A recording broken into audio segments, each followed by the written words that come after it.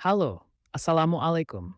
Selamat datang di channel sejarah berdirinya brand-brand terkenal dunia. Kali ini kita akan membahas sejarah berdirinya brand terkenal Levi's. Sebelum itu jangan lupa untuk selalu mendukung kami dengan cara subscribe channel ini agar kami selalu bisa memberikan informasi edukasi menarik seputar sejarah awal berdirinya brand-brand terkenal dunia. Baiklah, mari kita mulai. Levi Strauss lahir pada tahun 1829 di Butenheim, Bavaria, Jerman. Ia adalah anak bungsu dari 6 bersaudara dalam keluarga Yahudi yang sederhana. Setelah ayahnya meninggal karena tuberkulosis pada tahun 1846, keluarga Strauss memutuskan untuk pindah ke Amerika Serikat demi mencari kehidupan yang lebih baik.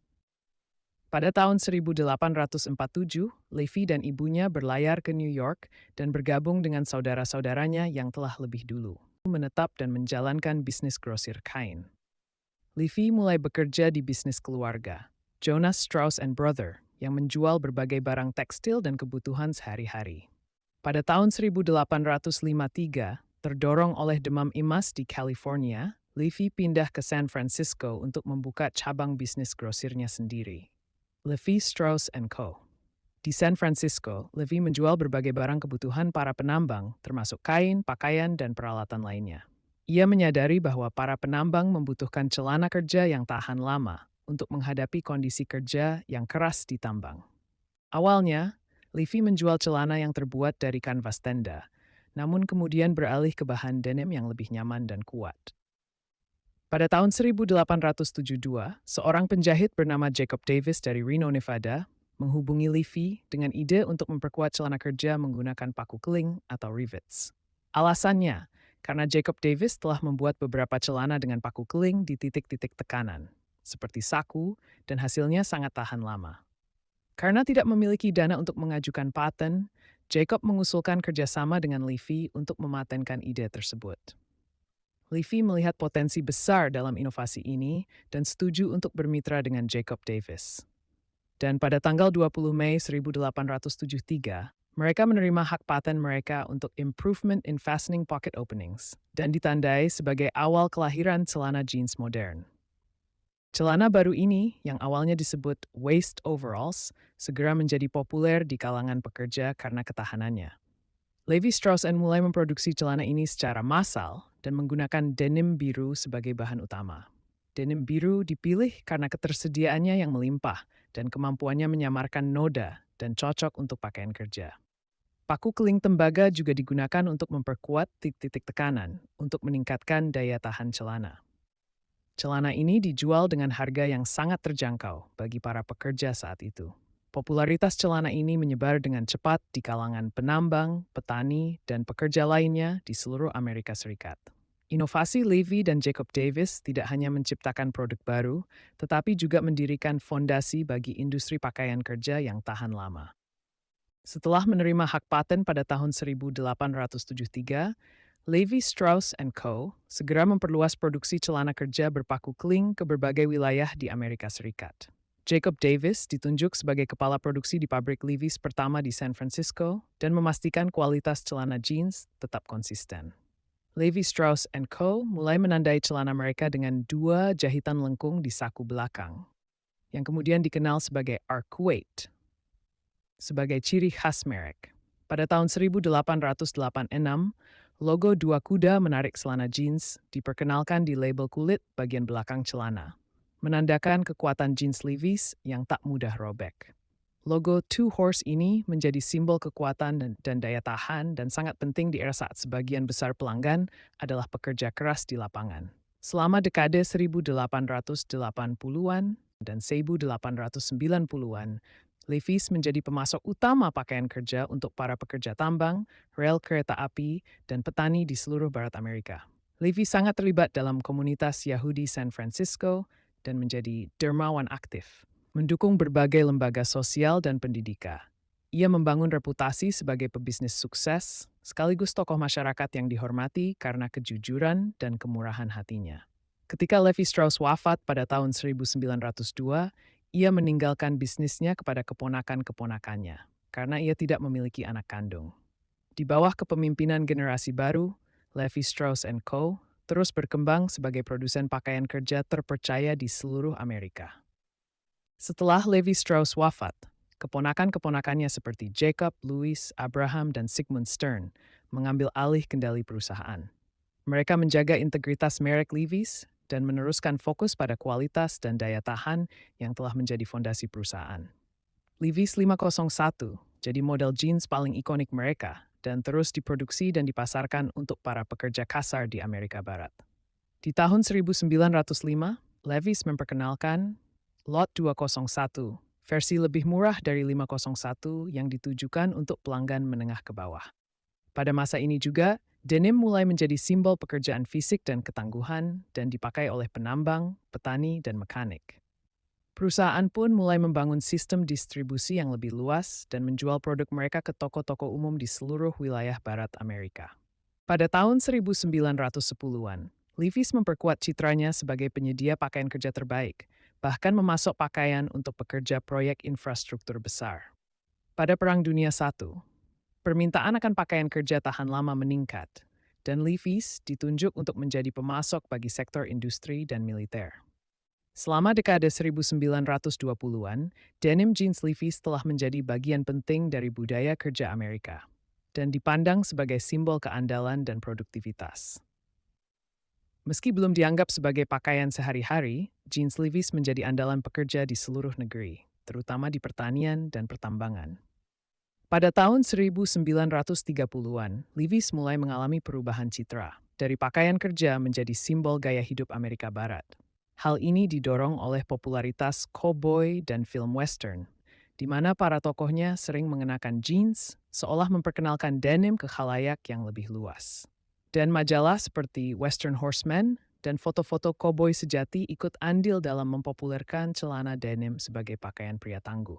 Levi's pun mulai menargetkan konsumen baru, wisatawan dan pelancong yang ingin merasakan gaya hidup Wild West saat berlibur ke peternakan, jadi target pasar baru. Celana jeans Levi's menjadi souvenir populer di kalangan wisatawan dan mulai dijual di toko-toko di luar area kerja tradisional.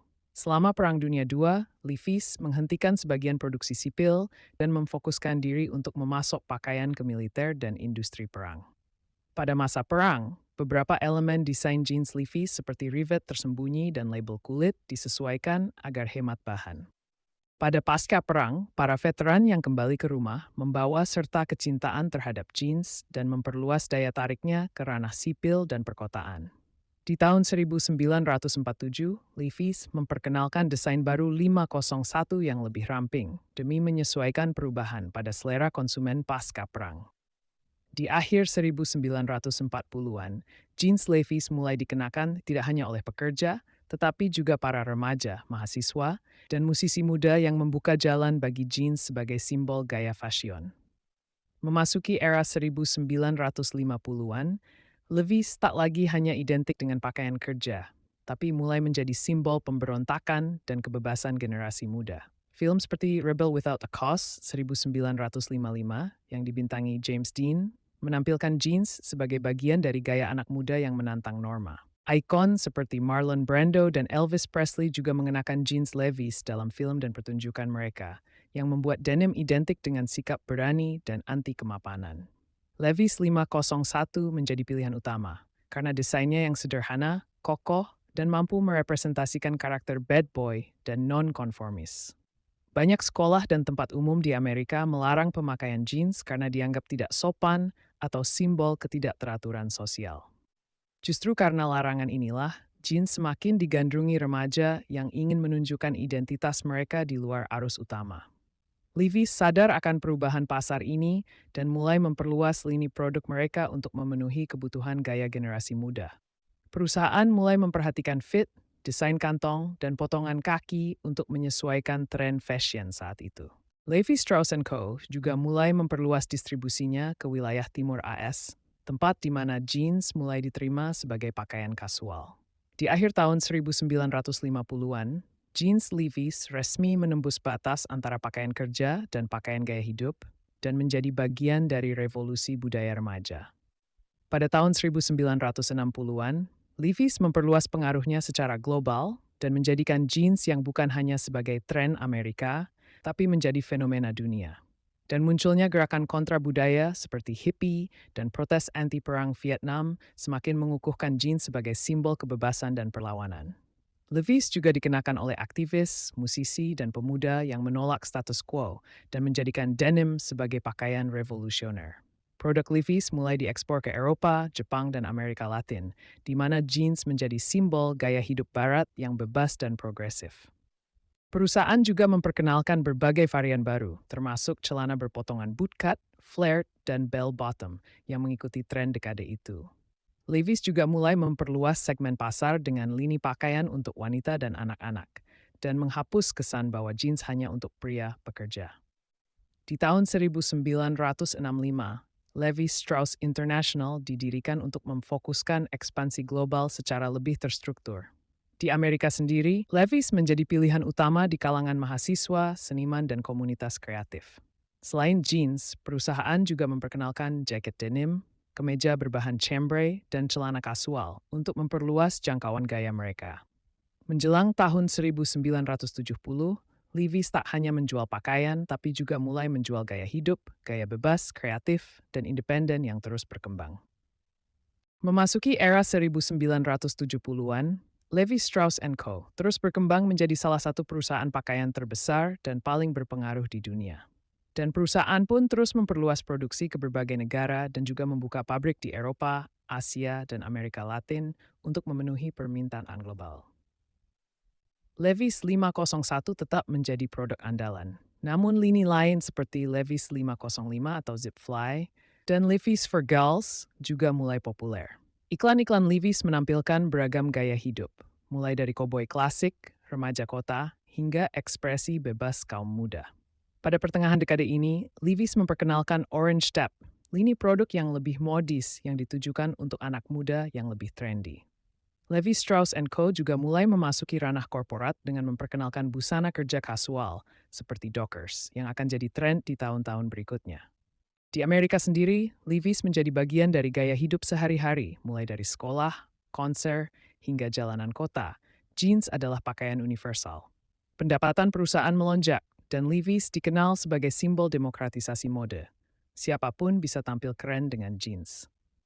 Di akhir tahun 1970-an, Levi Strauss & Co. telah menjadi nama yang tak terpisahkan dari sejarah denim dan identitas budaya modern. Meski menghadapi persaingan dari merek baru, Levi's tetap menjadi raja denim karena warisan kuat, inovasi berkelanjutan, dan citra autentik. Memasuki tahun 1980-an, Levi's menghadapi persaingan yang semakin ketat dari merek-merek baru seperti Wrangler, Lee, Calvin Klein, dan Guess. Persaingan ini memaksa Levi's untuk lebih agresif dalam hal pemasaran, inovasi desain, dan diversifikasi produk. Perusahaan mulai kehilangan pangsa pasar di kalangan muda yang mulai melirik merek denim lain dengan gaya yang lebih modern dan eksperimental. Sebagai respon, Levi's meningkatkan kampanye iklan, termasuk iklan legendaris Laundrette di tahun 1985 yang menampilkan Nick Cayman dan menjadikan jeans Levi's kembali terlihat seksi dan trendy. Iklan ini sukses besar di Eropa dan membantu mendongkrak citra Levi's sebagai merek fashion dan bukan sekadar pakaian kerja. Levi's juga memperluas produknya melalui Levi's Action Slacks dan lebih fokus pada pakaian siap pakai di luar jeans. Pada masa ini, perusahaan mulai menghadapi tantangan produksi karena meningkatnya biaya tenaga kerja di Amerika, sehingga beberapa pabrik mulai dipindahkan ke luar negeri. Namun Levi's tetap mempertahankan beberapa jalur produksi domestik untuk menjaga kualitas dan warisan Made in USA. Meski secara bertahap jumlahnya mulai menurun. Di akhir dekade ini, Levi Strauss & Co. masih menjadi pemimpin pasar denim, tetapi mulai merasakan tekanan dari perubahan gaya dan preferensi generasi muda. Perusahaan menyadari bahwa untuk tetap relevan, Levi's tidak hanya perlu mempertahankan tradisi, tetapi juga berani bertransformasi untuk masa depan. Pada tahun 1990-an menjadi masa yang penuh tantangan bagi Levi's. Karena tren mode mulai bergeser ke arah streetwear, baggy pants, dan gaya urban yang tidak lagi didominasi oleh denim klasik.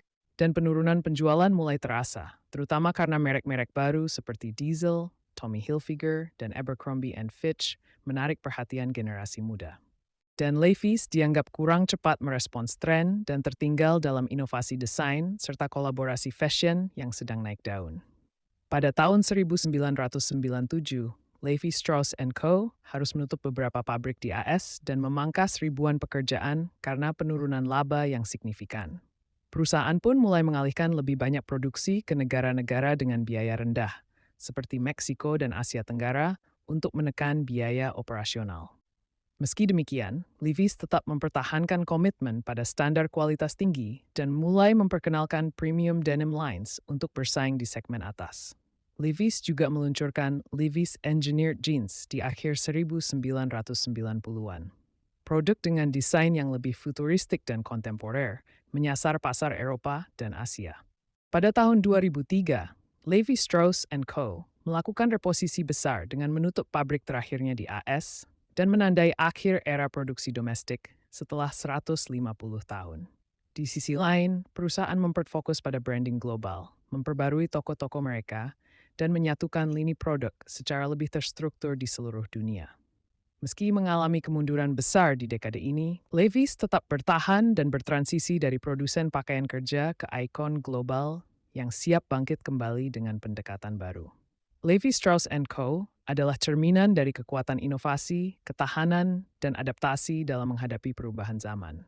Dimulai dari kebutuhan praktis para penambang pada abad ke-19, Levi Strauss dan Jacob Davis menciptakan celana kerja tahan lama yang kelak dikenal sebagai jeans, dan menjadi salah satu penemuan ikonik dalam dunia fashion. Dari produk pekerja tambang, jeans Levi's bertransformasi menjadi simbol budaya Amerika. Dipakai koboi, tentara, bintang film, musisi, hingga aktivis. Di tiap dekade, Levi's mengikuti alur sejarah. Dari era Perang Dunia, pemberontakan remaja di tahun 1950-an, revolusi budaya tahun 60-an, hingga globalisasi dan fashion urban modern. Levi's tidak hanya menjual pakaian, tapi juga identitas, ekspresi diri, dan semangat kebebasan. Meski sempat mengalami krisis akibat kompetisi dan perubahan selera pasar, Levi's berhasil mempertahankan relevansi dengan inovasi produk, ekspansi global, dan strategi pemasaran ikonik. Kini, setelah lebih dari 150 tahun sejak berdiri, Levi Strauss & Co. tetap menjadi pemimpin di industri denim dan dihormati yang bukan hanya karena sejarahnya, tetapi karena kemampuannya beradaptasi tanpa kehilangan jati diri.